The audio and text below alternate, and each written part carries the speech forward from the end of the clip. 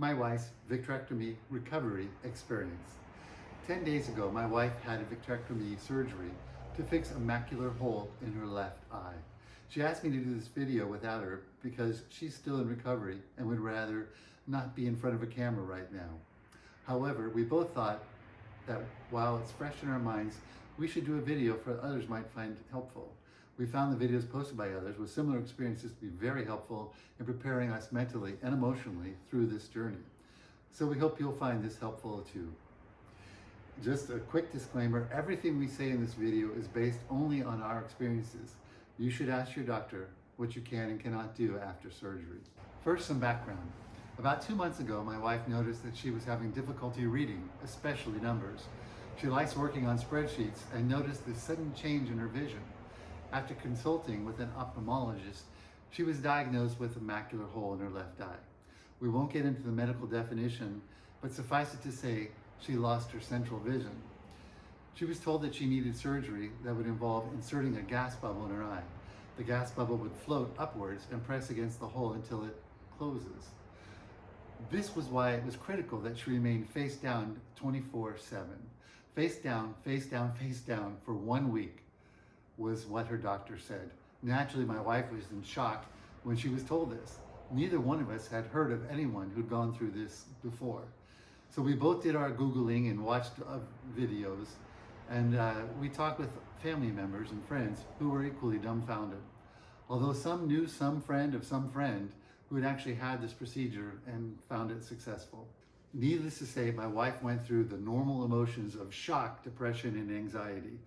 But after coming to the realization that she could permanently lose her central vision or even go blind, she became focused on preparing for the surgery and, more importantly, the face down period.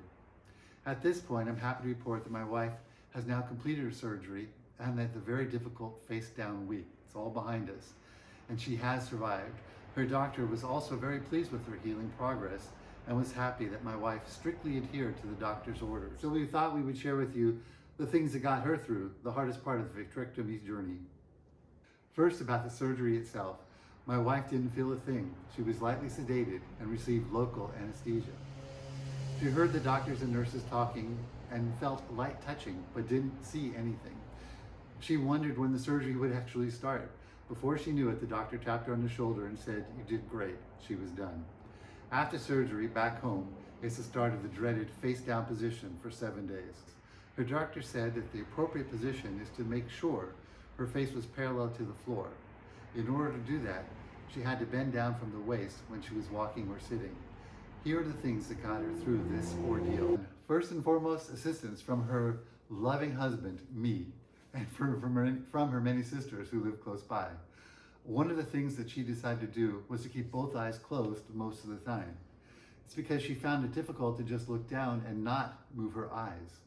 Her eyes tended to follow the movements of her feet or look at the item she needed to grab. With her eyes closed, she needed assistance from me to go from one place to another, especially since the bent down position was unsustainable after a day or two without support. The mirror, which worked for many others, didn't work for her. We realized that not everyone has access to the assistance, but if you do, plan on having someone around. 2, rent face down equipment. Her doctor handed her some information about a company that rented out equipment, and that included a massage chair and a table.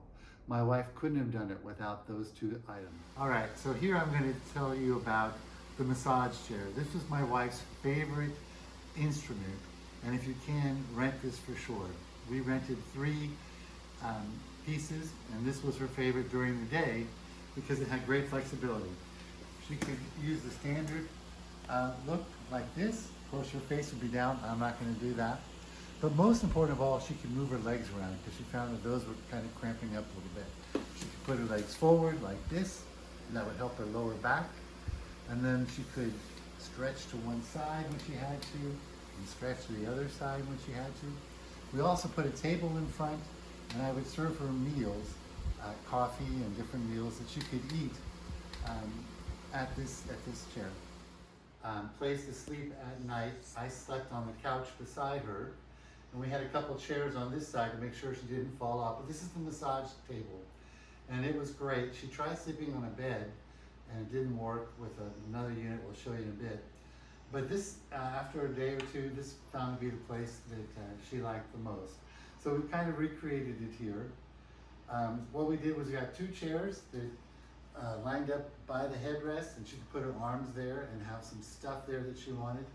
She said these roll towels underneath her shoulders were very important for her.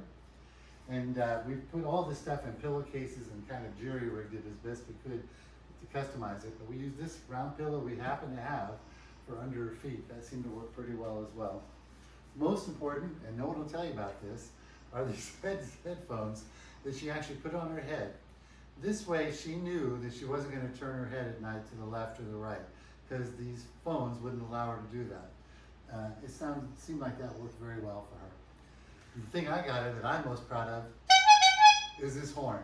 Wherever she was, whenever she needed me, if I was in another room, she could do that and I would come to her calling and take care of what needed to be taken care of. Just want to show you this. We didn't really use this well, but it was a third element that we had, which was a bed set. So you could place this on any flat surface. Your bed should be a hard surface, evidently. Your bed or this massage table. As we say, we didn't find it very useful or helpful. Found that it was better not to use it at all, but it is an option that you might be able to take advantage of. One last thing we want to share with you of our equipment is this. It's the travel piece. We would be in the car and she could go down with it like this. We used it quite a lot, actually. It was very serviceable both in the car and around the house. She could spend some time in a comfortable chair and use this instead of having to be in the massage chair or on the table. And again, we want to recommend that you try to stay in the massage chair as much as you can during the day and then go to the table at night so you're not in one place too much. 3. As for what to eat during the face down period, my wife found it easier to eat finger foods such as sandwiches, which I cut in quarters, quesadillas, crackers. She also drank protein shakes with a straw. She ate most of her meals sitting on a massage chair.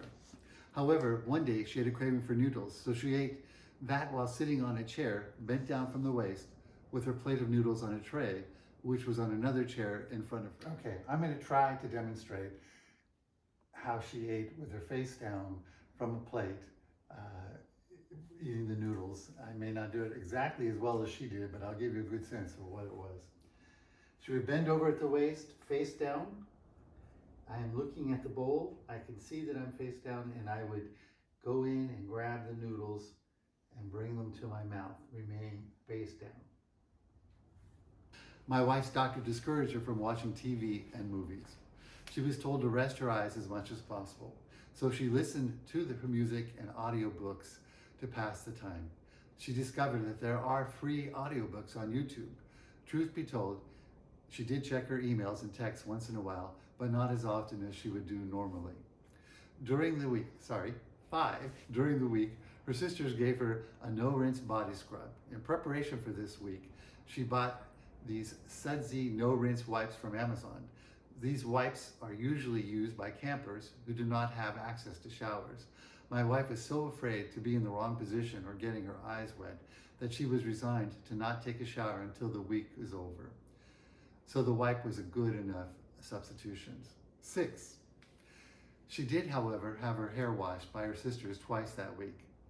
They did it in our backyard with my wife assuming her bent down position, face down, sitting on a chair while holding a hand towel against her forehead to protect her eyes. She bought this continuous fine mist water sprayer, which enabled her sisters to wet her hair without much water dripping down her face. With the spray bottle, her hair was wet enough for shampooing. Then they wiped off excess suds from her hair to minimize the shampoo that would drip down her face. Her sisters used the spray bottle again several times to rinse her hair. It takes a village for this effort to work. Cold and warm compress and static stretches help relieve the aches and pains in her neck, shoulders, and lower back. Changing positions help too, but always with the face down. My wife is so afraid to do anything that would jeopardize the prospect of getting her central vision back.